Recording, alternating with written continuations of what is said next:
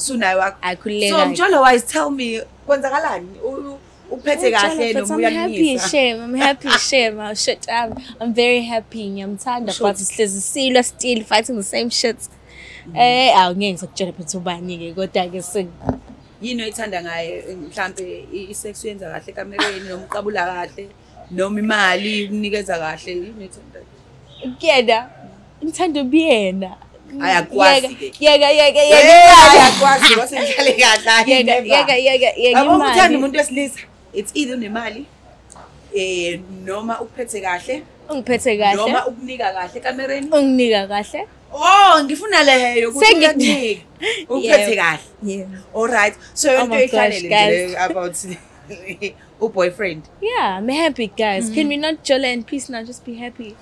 Oh, you at peace, man. Yes, so much peace. It's a fun shame. Akunomsindo kakhulu. So, do you believe ukuthi wena wedwa kuyena noma mhlambe ubona ukuthi uyakushashaya? Dog, I believe ukuthi mina ngedwa. For now, Ima. Wait, sisi. For now.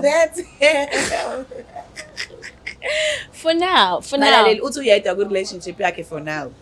Guys, I'm a person that believes in love nokuthi abantu abafani. So, can each person have their own chance to ruin? Ukuthi ukuthi befana no sibani akatholi ithuba ifanisi nabo. Mina olandelayo start on a clean slate kimi. Hayi sengiyakuzwa. Hayi bafethu. Hayi yabona ke manje ke hayi ungiphendule impela ke. Ngiyabona ukuthi hayi umjolo you happy have moved on with your life from relationship yakho singesayibiza nani. But ke now ngithanda ukunderstanda leyo ukuthi ngike ngeza ukuthi khona izihlahla lezo oyithathayo ngathi sesemthethweni. So zikuphatha kanjani zona if usulokho nje? Awu yabona ngoba nginje. Zingiphatha kanje. So tell me abantu baye bathi intsangu daha angisho it's cannabis. Yes. Cannabis. Can you call it cannabis? Baze bayiteketise guys. Iyona impela. Cannabis. So bake bathi abantu drug. Do you believe in that? I believe it is a drug because it has a certain input to umzimba wakho yakama down nje mina uyangazi umuntu active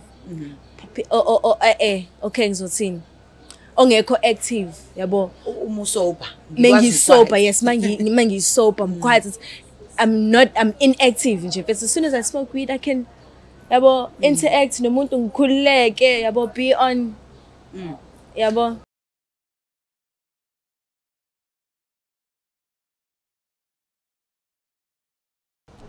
Speaking about Black Live TV, this is Miss Mamelo Lalela. Right now I'm coming with the epic podcast. This is Spotlight with Miss Mamelo. Hey, bafethu saziba mnandi saziba njeyana basazolila basazoletha ama-boom. The Slay Queen's gonna be here indaba ezi-tops nezimoja zisazokwenzakala la khona la kwi-Spotlight with Miss Mamelo. Please do make sure that you do follow us on all our social media platforms, TikTok, Facebook, sikhona laphayana kanti futhi on our YouTube channel. Please ungalenzi iphutha subscribe kulona ipage lethu. Njengamanje sikhona lana eMhlanga ePlatinum Belter. Sizodla sizokhuluma indaba kuzoba mnandi sikhona kwi-Spotlight opposite iGateway Mall. We are here but ke njengamanje I'm with Miss V osivakashelile lana. Sifuna ukuthola kabanzi ukuthi who is this Miss V? Sesimbone laphayana wayethi nje enza noma yini onozochaze. So right now we just want to hear from her ukuthi yini kahle le asuke ishethi khona ozochazeka. Please be with us here sizwe ukuthi ke khamba njani. So Miss V unjani? Ngiyaphila njani Mamela? Sikhono right? Nice to meet you again after a long time. Sakhulana ku music video. Lalela. Sakhulana kudala. Yazi ngicabanga ukuthi kwakusanjani. Yazi nami ngafanele ngisho omunye umlando wami before sesifike lapha. So how are you doing? Ngiyaphila sisona. I'm good. So tshela abalaleli who's Miss V? So bafethu Miss V is a Durban-based upcoming artist. I'm from Richards Bay, born and bred khona. Ngila in terms of school. Can I mention how? Yes. Okay, ngila in terms of school and then of course ngase ngihamba astray. Ngasithola sengisebenza eklabhini where sengihlangana ke no Babutira no Bhuti Msenzisto bangifaka kwa music ngasho itema abalithandayo nangempela yahamba ingoma sayifaka TikTok nathi yabomba. Yeah, okay. So uthema ufika eThekwini uthe uzofunda ubusuzofunda kuyephi evarsity or yes uni yiphi evarsity DUT ngafika DUT. Okay, from Richards Bay ufunda khona from grade 1 yebo till what about matric in Richards Bay, because surely we do have abalaleli la I'm abakhona from- in Richards Bay. I'm from Richards Bay, Vilden Vader. Yeah, ngafunda Felden Flay. Bakhona abantu familiar with that school. Ngase high school yami ngaqedelela in Bradswood Secondary. Yes. So at DUT busuwenza ama studies Bengizowenza project management in IT.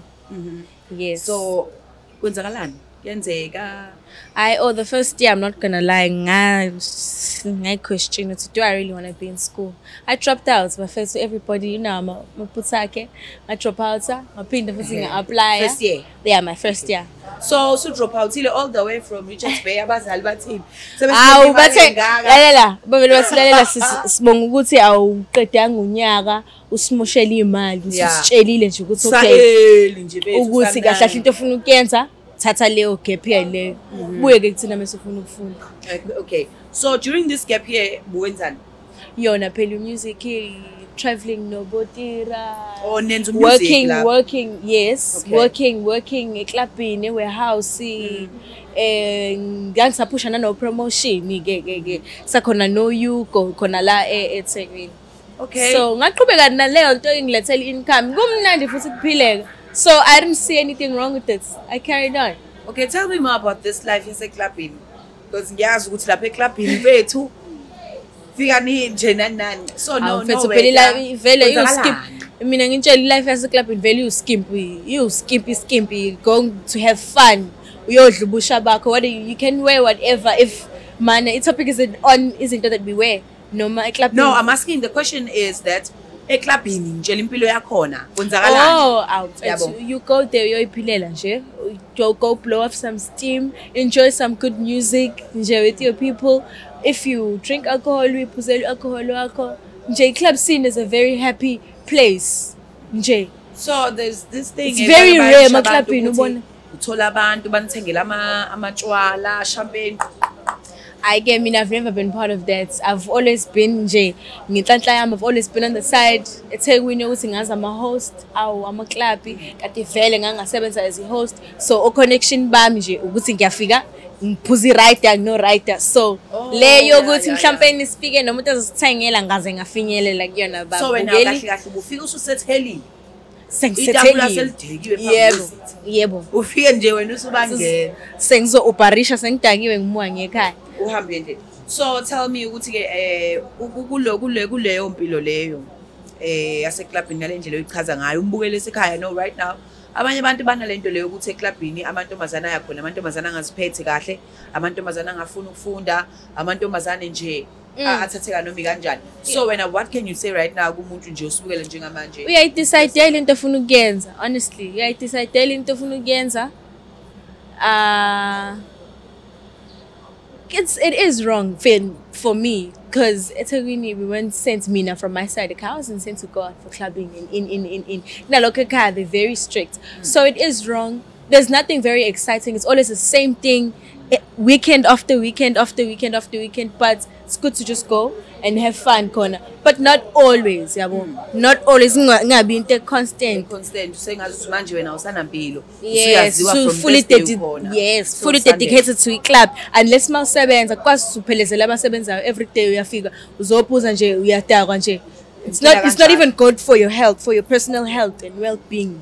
So yes. All right. So ngiyeza ukuthi waqala ke wangena on this music industry okuyona nani. Ithathe nje kanjani? Tell me more about this. The music industry is very confusing. Sifuna sengathi ungangena unayo yonke knowledge oyidinga yabo. For mina as a girl nje coming straight out of high school nje shaya ingoma sikidi, I wish I had more knowledge on what I was doing kahle yabo. So nje sengathi ungangena uyazi into ozoyenza ungavedane nje just. But mina also took the opportunity because I heard there is money from my knowledge, from my knowledge. So ungena unolwazi don't just Oh, step ungangeni in nje ngoba to the nakho uthi ufuna ocean. imali, nani nani. Yes, ngena I remember sunolwazi. ke- Luckily mina ke ngangena I had people nje akhothabiliso level nje ababengisupport abangitshela okay do this wenze kanje ngenhlanhla nje ngahlangana nabantu abakanjalo. Kanti vele nase Afro abasibona abantu that just put you in bakuphonse and leave you kanjalo. They tell you it's okay kanje they'll mold you, do this, mold you into that. Yeah, But it's lapho-ke better ukuthi ungene ngingafakazi ukuthi yeah. I remember, by the way, babukeli ke emakhaya, this is Miss V othi enza noma yini kodwa khona uzochazeka nje Uzochazeka. then ke ngase ngifika nami sekuthiwa mamelo ozosho ke nawe kokushona ngase ngithi hayi sikilidi igwayi umamazi so indaba yethi iqhamuka kude vele kahle but ke okay since wena Miss V uqhubeka nayo lento le your music how is it nje ngiyaphusheka namanje njengoba ngiyakubona ukuthi wena uyayithanda ngempela ukuyona so kusenzeka noma mhlambe nje No, the artist parts, if I'm being honest with you, kuba artist it's very hard to get umuntu also mhlawumbe ushinto eshoyo engomeni bese uyamphusha ukuthi ayikhiphe because khona nama fees amaningi ukuthi mhlawumbe yenziwe ingoma but sizodingela umuntu ozokhokhelwa ukuthi amasterishe and stuff inomdanto omningi uyabo so sengathi ungaba dedicated to one so ngangazeke ngangaba nayo inhlanhla ukuthi ngisayinwe Afro mhlawumbe ngizoba khona dedicated siyazi ukuthi okay ubulo does the mastering and yonke into yabo mhlawumbe mawuya ngaphandle kwabanye o producer they take their mastering ngemali and imali yona into edingekayo engekho so it's hard so I've taken a break from Kona Loco, but I'll just carry on with pursuing my dream, yok DJ, because I feel like that is a skill on so out dinge muntu uyahola futhi afterwards. Yes. Yeah.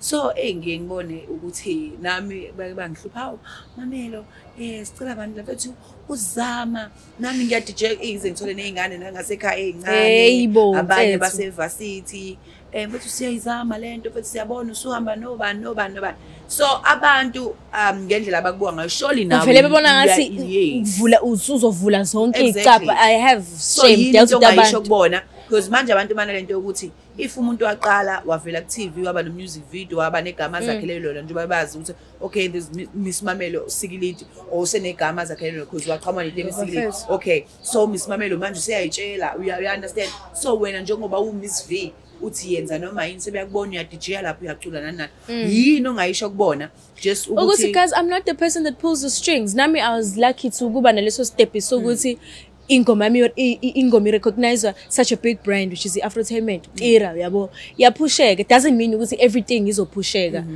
nowekusamele usebenze qhubeka push uzame mfethu because I can't be istepiso kwanami ngithola istepiso yabo into that I can't akwenzeki ngempela because kwamina ngene ngelakhe ukuthi hey sizoleli tema ulishe warehouse manje ngalelo tema guys I cannot open doors for wonke umuntu yabo hayi nami iminyango usafisa ukuthi ivuleleke yona so awukwazi ukuthi bavulele so sisalapho ke Mjolo wise I remember kukhona indoda yakho eyayikhona the time u DJ I don't know this guy but shame we broke up lapho quite one ngathi ngithe ngiyabona hayi bo angisanibona bawuthi ukwenzakalani but things happen dog break up we had to go our separate ways because nje yabo into yokuba I relationship ibe toxic xabana njalo in I'm a person of peace he's a person of peace we weren't giving each other that so we had to go our separate ways despite of his into that we had done together the people know I won't mention so nje asengisholo ukuthi ke uyena wakufundisa ukudj ngiyakhumbula not necessarily ngiya DJ manje ahambe nawe akufake endaweni konke lokho nje kwaphela kanjalo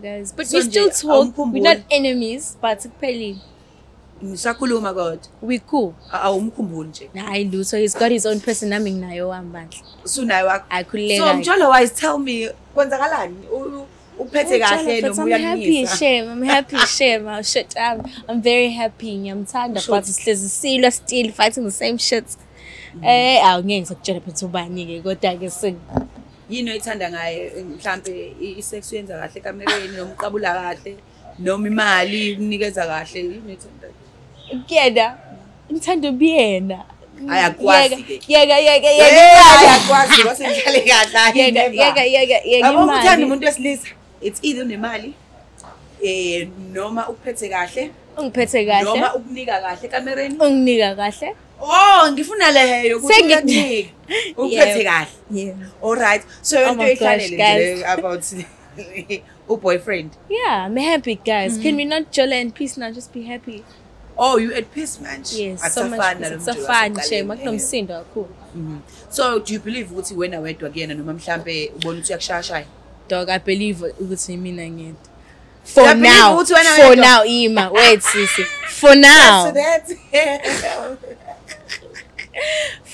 for now uthi uyedwa ku relationship yakhe for now guys I'm a person that believes in love nokuthi abantu abafani so can each person have their own chance to ruin ukuthi mawukuthi befana no sibani akatholi ithuba ifanisi nabo mina olandelayo start on a clean slate kimi sengiyakuzwa hayi bafethu yabona ke manje ke hayi ungiphendulile impela ngiyabona ukuthi hayi umjolo you happy you've moved on with your life from relationship yakho singesayibiza nani but ke now ngithanda ukunderstand leyo ukuthi ngike ngeza ukuthi khona izihlahla lezo oyithathayo ngathi sesemthethweni so zikuphatha kanjani zona if usulokho nje yabona ngoba nginje zingiphatha kanje so tell me abantu baye bathi intsangu daha angisho it's cannabis yes cannabis please can you call it cannabis baze bayiteketise guys yona impela cannabis so bake bathi abantu drug do you believe in that I believe it is a drug because it does it has a certain input to umzimba wakho yakama down nje mina uyangazi umuntu active okay ngizothini ongekho active yabo umusoba mengisoba yes mangisoba I'm quiet I'm inactive nje but as soon as I smoke weed I can yabo interact nomuntu ngikhululeke yabo be on yabo so ikwenza ukuthi ukhululeke ubendlela khona khona engathi ukhohlwa kufana noma usukuphuza utshwala yes but I've stopped drinking alcohol Buffett honestly you're no longer drinking alcohol I no longer drink alcohol so that is why you focus on the sweet thing yeah okay and iphathana kahle kakhulu futhi if you focus on yona kuphela hayi mhlawumbe uxhuba notshala what not muxube mufake yona yodwa right hayi kakhulu so ngibona abantu bathi udla kakhulu uyancipha emzimbeni abanye bagcina sebengasayinakekeli uthola ukuthi ebusweni aba affecta wena wenza kanjani ukuthi weed nje ihlezi umuhle kanje mfethu ungayibhema intsangu if you're not going to eat afterwards one you have to drink water I don't drink water guys ngilokhu ngiqamba manga ngilalele I don't drink water but you have to drink water eat food afterwards ingavele ebusweni phela okay mhlawumbe ngiyavela with my lips but fancy uzame nje by all ways and manners ukuthi yes you smoke but you mustn't bala yona ubhalwe yona nje ebusweni ungabi yona because abantu that over abuse it uyababona amaphara banciphe basaphara like neinduna benciphe bavela imthambo la eat after you smoke yes and if you don't have the money to eat don't smoke yabo yes imaki masubhema isikhathi eside ucabanga ukuthi khona indlela umuntu akubona ngayo ukuthi hayi uyabhema lo by mhlawumbe features on your face for example lips yeah umlomo you can see the lips get darker maybe your eyes get smaller mawukuthi you're smoking guys yes okay you're in the club right now okay say iweed singayithatha njenge drug ungayithola ususesimeni sokuthi okay ngiyamthanda lo guy othi ngivele never we never does that to you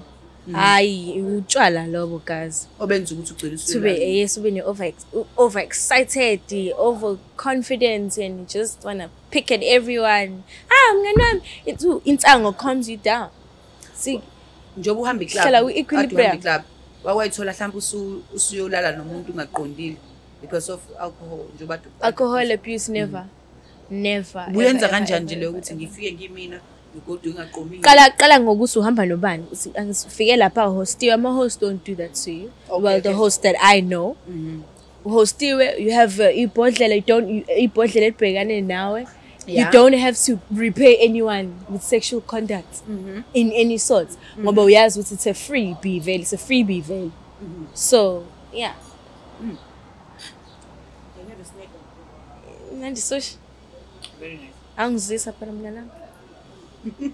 Cha phela sazotikina la. I've never had sushi. That's why never had. No, sushi is so nice. Try it. But please to make sure ukuthi awishayile yashandisa uyababa. And even iqedela taste my eyes. Okay, how do I pick on it even? Usually siyasebenzisa Chopsticks. akhona marke now Ngoba because we don't have it. But ke it's not ukuthi ke fanele ngizokufundisa ke sushi and everything. So now one friend of mine nje wangikhipha for lunch. Ngathi nangisoze ngawudla ufish okuhlaza. Ifuna ukuthi uqala understand ukuthi awuthanda imfish. Imagine kumbi akukho right. I know it's fine. Right. It's so simnandi impela but Fish. The fish. Ngithiwa awukho fish. You lying? Ngithiwa awukho fish. Imnandi the sauce and everything else is nice. But ngithiwa fish awukho because vele ube naleyo ngathi la fish. No. Ngoba ngisho ukuthi if uthanda ufish, Ngiyawuthanda? ngisho ukuthi uhlaza, ngisho ukuthi unjani, uzowudla. But if ungawuthandi, ngeke uzowudla. But how is the champagne? It's very nice. But I don't drink anymore. So siyaphuza phela ngoba ngomiwe. But yeah, today siphuza into esiqalayo ukuphuza. Siphuza into esiqalayo ukuphuza. And uthe ibize ngani mawungazi? no, not ukuthi angiyazi. Ngithekisa ukuthi our ngathi handsome waiter ubhizi uyangibuka, you understand? So unginikeze handsome, hey. Champagne phela salmon. It's a Brut Rose. It's very nice. Ikhona lana ePlatinum capital. So it's very nice. You understand? Angikaze ngiphuze. But yabona namhlanje ngiyeza ukuthi hayi cha. Siyabuya. Bengithi rich. Abazutshwala icishe ifane ne rich ela ngakwi rich. Kodwa lena it's soft. Inaliyanto leyana. I know rich but eqinile ngasutshwala ufuna kuba ikurana lapho. Ikurana ayo ikurana ngayigcina nini. Anyway guys, iphinde la ke kwena. So tell uyaqhubeka esikoleni. Yes, I'm with your studies. Yes, I'm carrying. Wenzani? I'm doing project management in IT. Project management. Nice. A duty. Yeah. Right. Anjani ama slay queen lapha nawe ngiyabona ngathi you one of the slay queens. Hayi lutho ke Nkosi yami bafethu 20 islay queen yini bafethu. Sengivele ngibona ngathi umuntu oyinakekelayo ithanda yomuntu vele. Inwele ezinde yogqoka kahle but uyafunda wena sungenile usureportile mina uSamro bafethu. Hayi wena uSamro kambe uyaholela. Yeah, angabanye. Ayibusithi ngibambe kahle khulileka sisi. But nje before bunga ingeni lento le yalama slay queen akuse varsity. I've always tended these into. I've always been in TZ mina nje ngifike eThekwini ngangifuna nje ukuthenga iweek.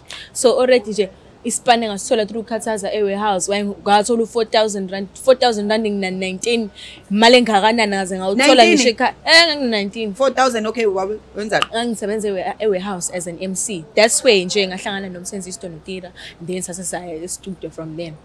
So abazali vele bayabhadala ekhaya. Sure. Yeah, they pay. Used to pay well. Now that I'm finding on myself.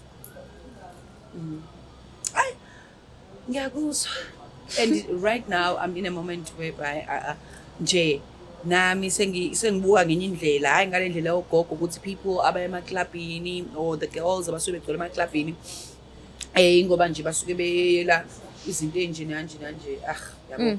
But ke yabo asike silokhu nje siyeke indlela ukuthi uma sibuka abantu sibacabangele ezinye izinto noma sicabanga izinto ezimbi ukuthi I know ukuthi we need to have that positive mind yabo thinking. Anyway, do you have a child? No, I don't have a child. Why? Lindsay? My first, I'm only 21 years old. Man, is 21 years. Indaba wa Man, what's 21? Yes, I bong na 21 ngisamncane anginamali. Guys, do you believe ukuthi Miss V is 21 years of age? I'm 21 years old. Ngazalwa ngo 2003 March 24. 2003 March 24. Bra. Yeah. I'm not ready for children. So awucabanga ukuba nengane? I will have a child. I will have as many as I can afford ingane ngithanda kabi mamela. Oh, you're not ready. I'm just not ready, and futhi kuthiwa senginayo ngabe mhlawumbe it's with le exo yaziyo sengisele manje nomlenze. Kanti usazosala nje kuleyo. Usazosala ngisho ngaba na 31, ngisho ngaba na 34. You have no hope in me neza. Cha, angazi ungitshele nje ukuthi mamela ufisela into embi kanje. Usazosala mhlawumbe usazobuyela futhi mhlawumbe futhi yabo but nje ungayiniki lokho ukuthi ngeke ngisamncane ngaba manje usengishiyile nani indoda nje ifuna ukushiya kushiya kuye ngokuthi unangaki noma nishadi uqinisile futhi have a point. And ngiye ngizwe kuthiwa amadoda ayafana abafana bayizinja. That is not true, guys. It's not all men are dogs. Abantu besilisa kunalabo usukuhlangane nabo ngaleso sikhathi ukuthi this guy mfethu hayi uyiphusi ke lo nani but yabo mina ngitshela it's not all men ukuthi labo ke labafana laba they are dogs. No, stop calling abantu besilisa ngezinja ungakabazami bonke.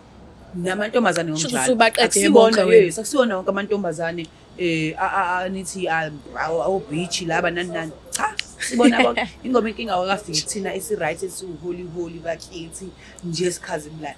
But ke njengoba ethi Miss V, she's not ready. I do understand and I respect that ukuthi ucabanga ngale ndlela ucabanga ngayo ukuthi you're still young at the age of 21 years. Nami ngangazi ngicabanga wena mntana hayibo kanjani maybe after 6 years, 7 years. Maybe mhlawumbe na 26 I can have my first. 7 years it's your age. Then nami I had a smaller anyana baby ke. Ikinati Nkosi yami mama. Do you remember? I know. When I was doing CBD, I was pregnant. Can you imagine kwi music video? Yakhumbula usigaqa wasola wathi khona umuntu omithi la. And I was pregnant and lapho ngifuna baby daddy la. Lapho ngithandisa baby daddy. Angifuni wonke umalume esasivele esihambe esethi umalume asamse eclubini. Hayi wonke umuntu efuna ukuthi hayi wonke umuntu uzaqhaqa sifuna ubuyela eThekwini nomuntu wami nomuntu wakhe. Mina nje kunomuntu wami ngifuna ubuyela yena eThekwini. Mina umuntu wami. Guys, yazi manje ngikhumbuza leyo nto leyo vele ngibone kahle ukuthi bafethu but ke yeah kwenzeka kanjalo ukuthi ke sayivala kanjalo leyo chapter ukuthi hawu aphulela umuntu aba nomntwana siyakhona. How did you deal with that then? Ngesikhathi usuka music video and did you know that you were pregnant? I've always wanted to ask you that question. I was 4 months pregnant. Yes, I knew about it. And no, I'm lying. I wasn't 4. I was 6 months pregnant. That is why my breasts were like that. Big. Boom. And yeah, I'm having a beautiful daughter. I love her so much. And the process yami pregnancy was so good. Baby daddy was here. I remember. Support was here. We were always together.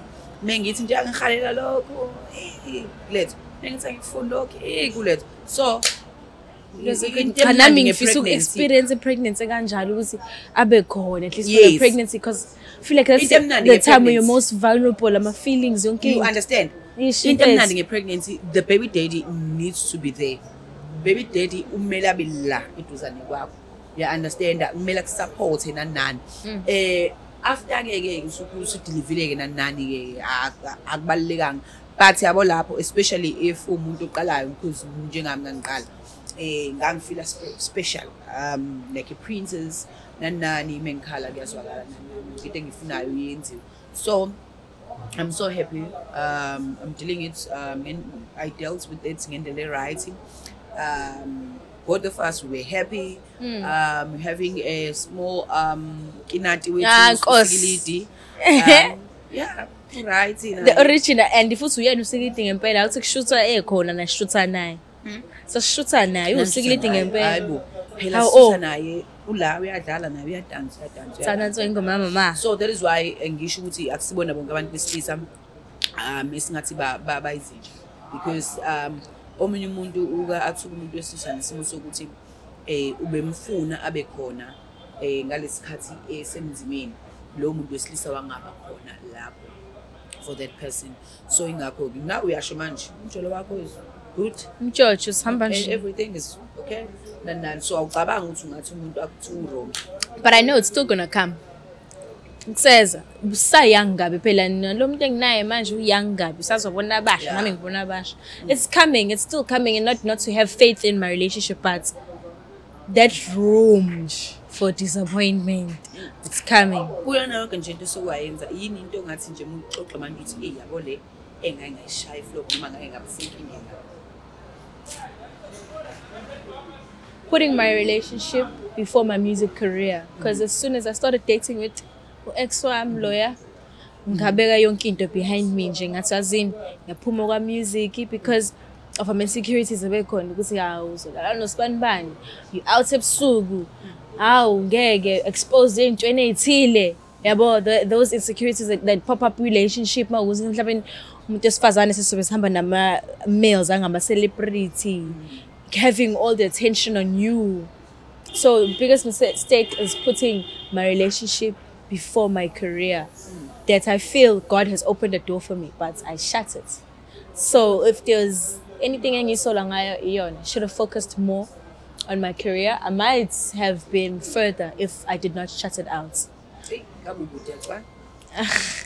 Study break.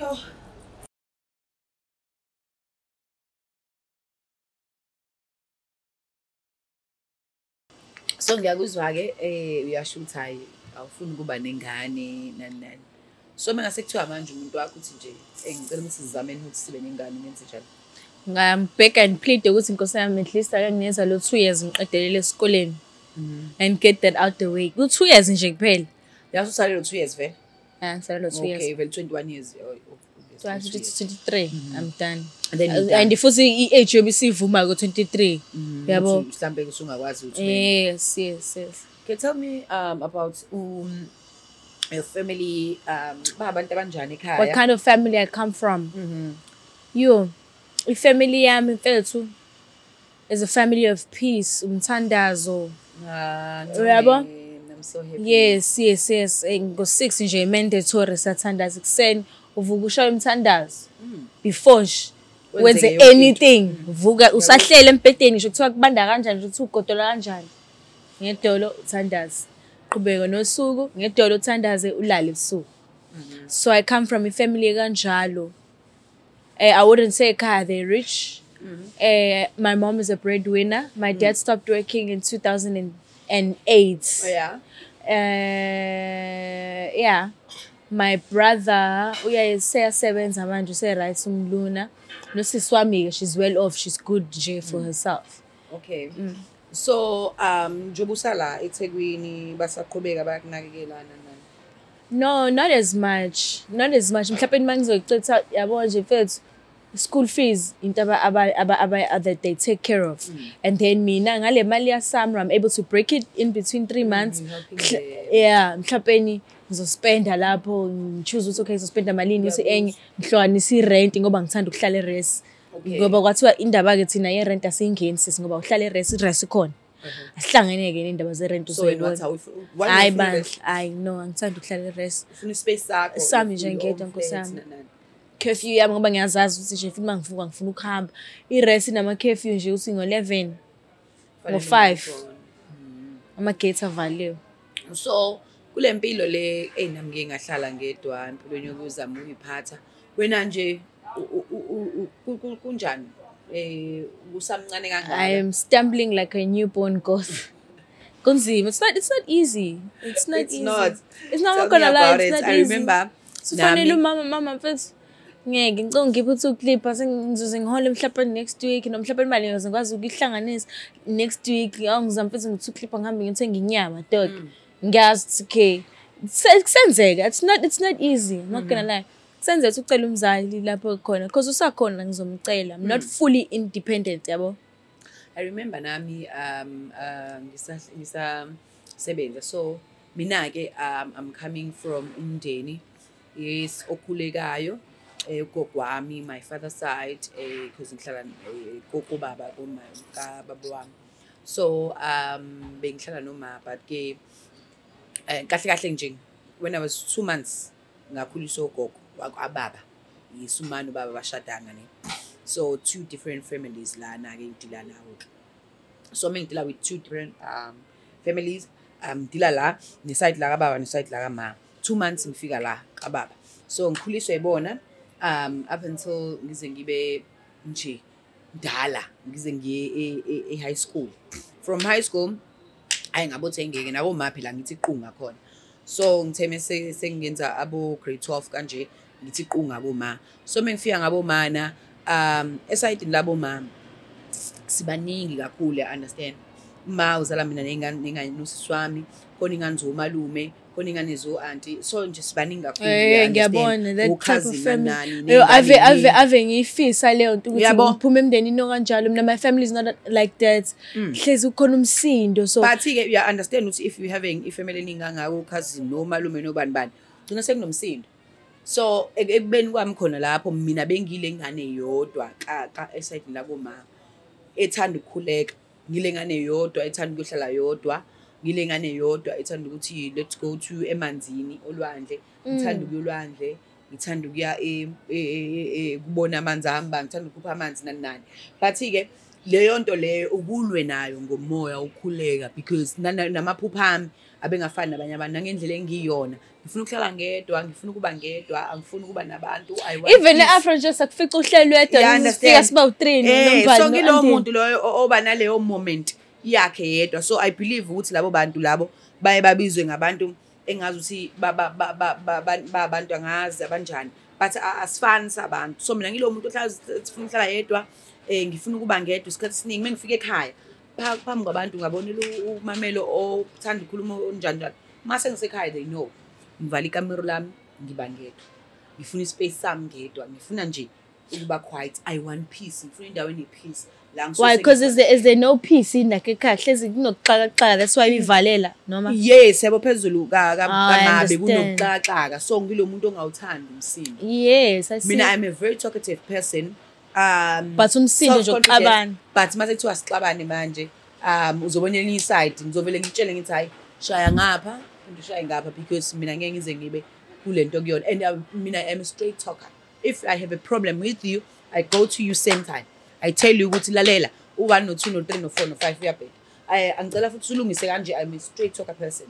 And I'm a person ngithe sengikhulile sengimngaka because ngisang from high school ngenza grade 12. Ngangihlezi mekwama holiday mina ngangayi ukuyofunda lento le yama extra classes from grade 11 actually. Ngangayi kwama extra classes, ngangawa attend because kwakumele ukuthi ngenze show ukuthi njoba sengila kamanga sibona isimo saka masifana nesaka baba. Vele naka baba abekho right, ugogo wami holela impesheni ngondla ngemali impesheni, naka uma akasebenzi, nabantu abakhona abasebenzi, nogogo wami wayi right useyashona. So kwabe yimina ukuthi yazi kumele ngimele ikhaya ngisamngaka. So ngangihlezi nga-attend ama-extra classes ngihambe ngiyosebenza. I remember the first time la ngasebenza khona it was Blue Waters Hotel. I was a runner there. Ngifihlisa ukuthi nje ngimncane ngiqoqe lawo mabhodlela ngishanele phansi ngilahle. I met ubani uZizo khona intombazane eselmathunzi enama-dread. That day yangithipha ngo-200 rand and angisoze ngamkhohlwa. You understand? And ngalo 200 rand ngabona kuyimali enkulu ngaloso sikhathi because ngangiyothenga igrosa ekhaya ukuthi ngiyothenga izinto eziningi namhlanje because unginike angakaholi ngizokwazi ukugibela, ngizokwazi ukuthenga ukudla okulayithini ekhaya, understand? So life nje yaqhubeka inoyo ukuthi okay it came to a part whereby sengikhulile ngiyaqhubeka. Angifuni ukuba sekhaya, remember, because angifuni ukubona isixaxa sakhona. Kwangiphoqa ukuthi hamba uyethola indawo yakho. Ngasebenza different radio stations, Ntokozo FM ngaba khona, ngasuka Ntokozo FM ngaya kwi Moya FM ngothalu, ngahamba ngaya kwi Dr K online work nabo Dr K, ngasuka khona ngahamba ngaya, you understand, ngivuma nga producer ngifika no Dr Ukhihlezi Mzo, ngasuka khona ngaya, yabo nje ngimpilo ukuthi lo girl lo uyaphanda. Mina ngiyaphanda in a way ukuthi I do not depend on someone else at all. Ngisho ngathiwa windoda enemali kangakanani mina ngizokushiya nemali yakho because ngihlezi naleli cebo lokuthi ngiyakwazi ukuyimela.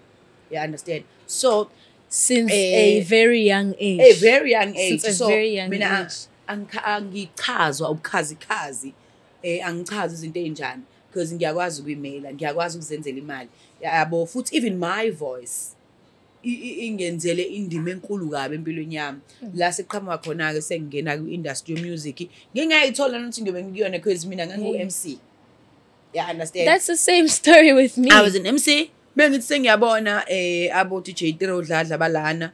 I'm like Nancy Liti mamazi. Then bangicela ukuthi mina siyocula e-studio, then I went there e-studio. Safike sayishaya ingoma yethu. Bese ishaya sihlanganise le ngoma kwayinto ehlanganayo. Okay, fine. Ngabona futhi ukuthi yazini if ukuthi mina It wasn't even given much attention. Yavele yapopha nje ukuthi boom. And mina remember vele akusiyona into yami into music. Angikuthanda music. Mina music ngulalela only if I'm not feeling well. Then that's the time lang tasa 24 nakhona ngiyolalela i-gospel. So ngabona ukuthi hayi no vele music akusiyona into yami. Abantu bengibuza why you not going back? Mamelo why you vele bafethu akusiyona into yami. Nami ngangiceliwe ukuthi ngizongena yabo. Into yami la ikhona ila yokuthi cameras on, mic here.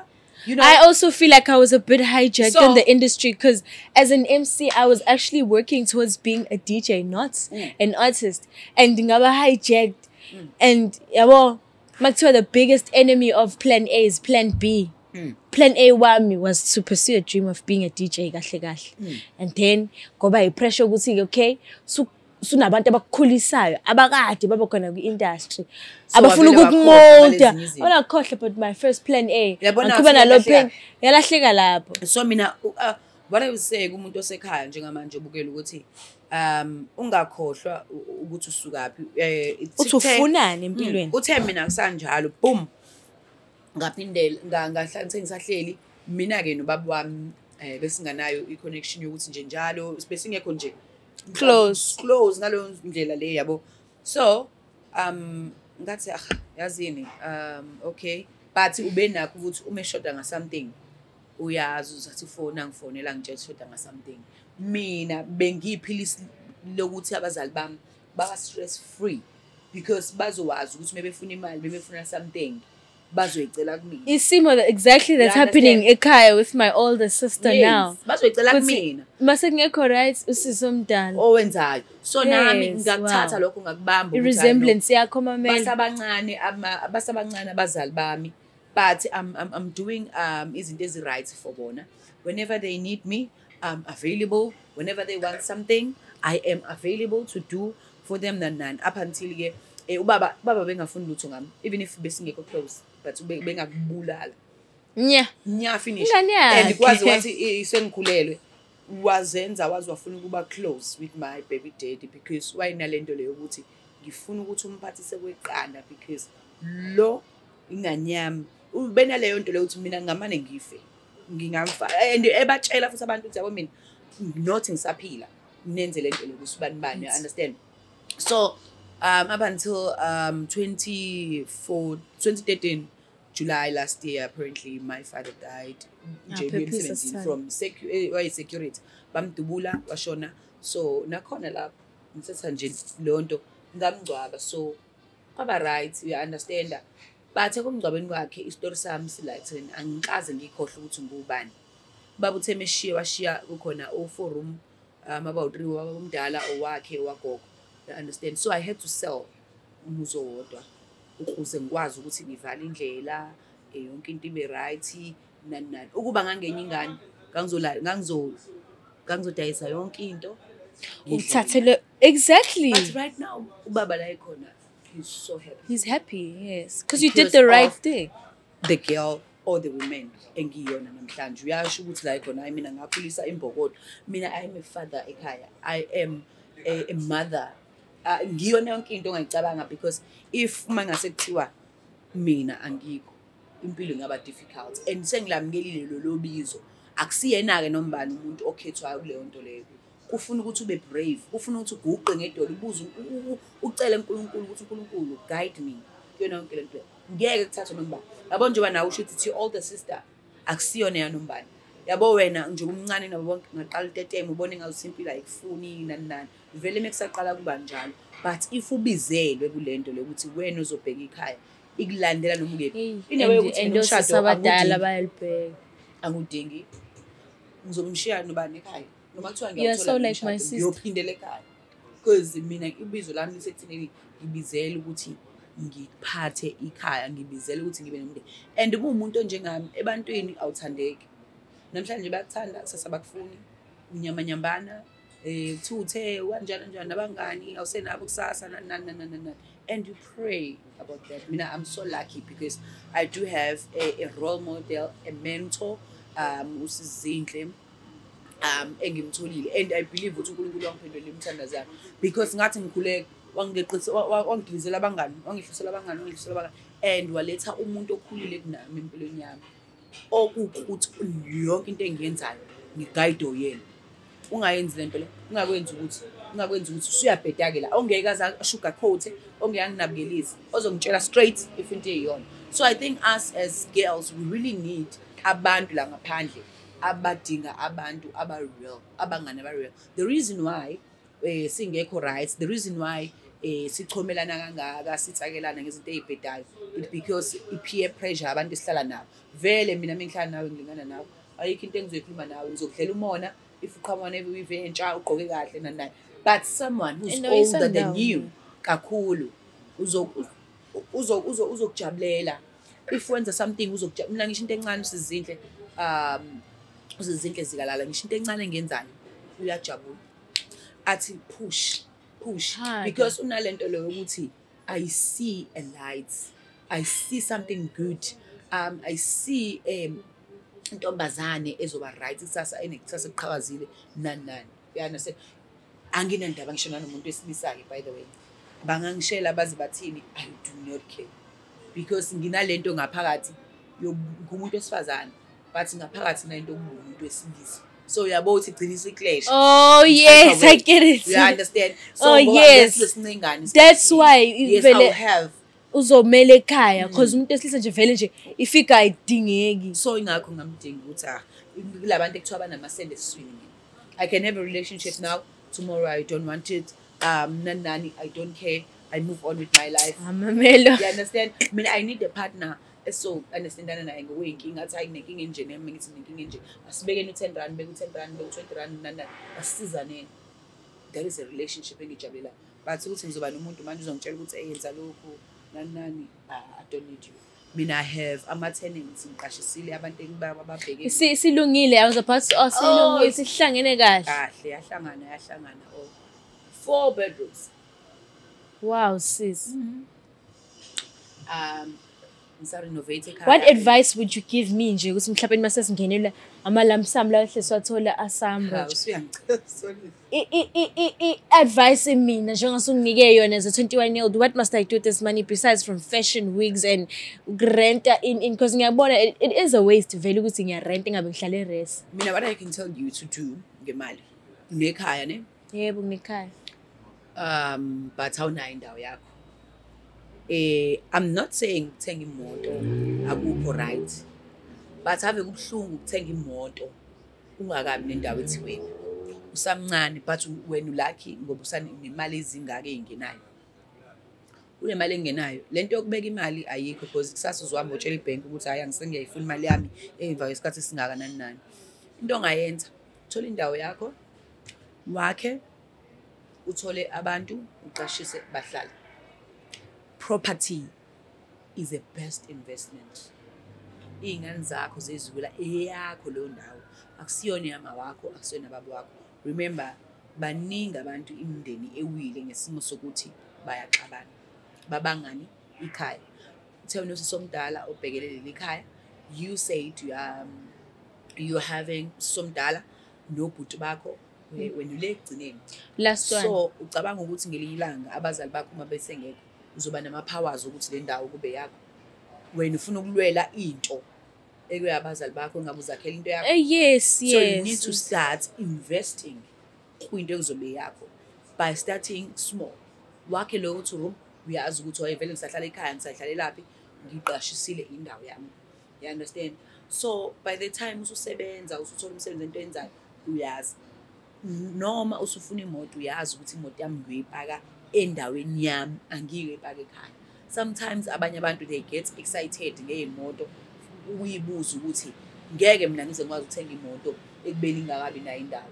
Mina it's just me nogogo wami nobhuti wami, but ngisazoba neyami property ethi mina. Omunye uzobuza ukuthi hawu nje ubhuti wakho mncane nawe ugogo wakho mdala nani, but I want my own space engeke ngize ngisibange namuntu. Yabo understand? Yabona oGadifa abaningi la ngaphandle. Gadifa. And yes, ukuthi as soon as makushona nje sekukhona umuntu ofuna already manje usola ukuthi khona sebeplanile ukuthi hey mina ngisathi ukuthi mina lo muzi uma ubhale ngami nani oGadifa abaningi. Mina ngi-investa kwinto ekuzobe yami kusasa. Engizothi uma ngikhipha imali yami ngazi kahle ukuthi my child noma ngingasekho usafe ekubeni khona kwami. Ube nomama ucabangayo. So imoto ayibe into yokugcina sisi ongayithenga ngemali yakho. Ngci usuwakhile. But imoto Mamelo, I feel like iyafuneka because when nje for example nje you have a car and I can see ukuthi imoto yakho avu mobile awuna stress so mistake se Uber njalo awuna stress etekisi and indli ifika kugcineni because as umuntu esyoung usaphithizela ngoba usho uphuma kovumo uphuma ushone nokuthi ube nendlu you're going to be swapping jobs. Yabo mina this thing yokuthi ngaba nemoto nje ngiya driver nani ngizobonga ubaba umntanami because if bengasiyena ngaba nginayo, understand? If ngoba ngisho ukuthi abantu besilisa bafana noma ngathiwa umuntu wesilisa wakho akwenza okubi but awukubeka okuhle akwenzele kona phambili mase uyakhohlwa lokho kuba kwenzele empilweni yakho. So mina I'll say ukuthi that man uhleze ecabanga izinto ezinhle ngami ngoba nguma wena nyana. So angazi ngiwe naleyo nto leyo ukuthi ngizothatha imali ngiyoqala ngithenga imoto, you understand?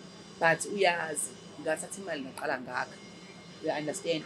Yena ngowamandla akhe abona ukuthi hayi ngeke uzuma nganami ngihambe ngenyawo, ngeke umuntu engithanda naye ngenyawo awuthi ngimzamele.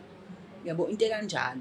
So we need people like that in our life, you understand? So ngakho ngisho ukuthi nawe ubona relationship yakho iba right nanani ibambe ngezikhali zamantunga, but at the same time do not forget ukuthi ubani uphumaphi and lo muntu onaye kusasa angashintsha bomunye umuntu. Kodwa umuntu ungambambeli inhliziyo embi, khumbula okuhla kwenzele kona, then you'll be fine. Going back to you, what can you say as umuntu omncane bebukele ekhaya? Like in what terms? We're closing now. Oh, say fun. Yes. I gave a fetu. Nje, I've said it and I said it again. Nje, you're the biggest enemy of plan A is having a plan B. Listening to people, whether it is listening to people or having a different plan from the initial one. Because leyo yone bhidliza yonke into iqalile ukuthi masuqala ucabanga ukuthi yazi I can do this. Awusafocus manje on into obukade uyifuna. So focus on plan A. That's all I have to say. Plan B ungabibikho empilweni. Plan A, stick to it. Ngoba izweleke here sikhona sithi Spotlight with Miss Mamelo. Thank you very much to Ms V. Ebesijoinile on our podcast. Iyona podcast yethu yokuqala le esi-introduce ngayo. Aseza amanye maningi more artists esowenzela nawo lana azochaza ngempilo zabo, sizwe sifunde kubona social media influencers, abantu enibaziyo, even nani you can suggest on our page ukuthi obani nifisa ukuthi sibe nabo on our podcast, amapha ama topic enifisa sikhulume ngawo, obani nifuna sibabuza izinto nani. Siyabona people are trending on social medias, Facebook, Instagram, TikTok nani. Asizeni ngithina into engizokwenzelwa wena mina ukuthi ngikubuyele nezimpendulo. Sazohlekwa, sazotshengisana uthando, usazoza iqubu, kusazoba mnandi. When what you need to do is to follow us on all social media platforms. Kuona YouTube wethu, please do not forget to subscribe lapha ku YouTube wethu. Please also do not forget to follow me, Miss Mamelo, on my social media platform. Nizowabona nje khona la ngezansi njengoba ebhaliwe ngikhona ku Facebook, TikTok ngikhona na yonke indawo ngisuke ngikhona. But ke Black Live TV nakhona ikhona kona wonke ama social media platform, kanti niyazi ke nami ukuthi nimthola khona la with Black Live TV. Ngithi ke khona Spotlight with Miss Mamelo. Till we meet again next time. I love you. Take a sip ke mtakama. Is there Black Live TV?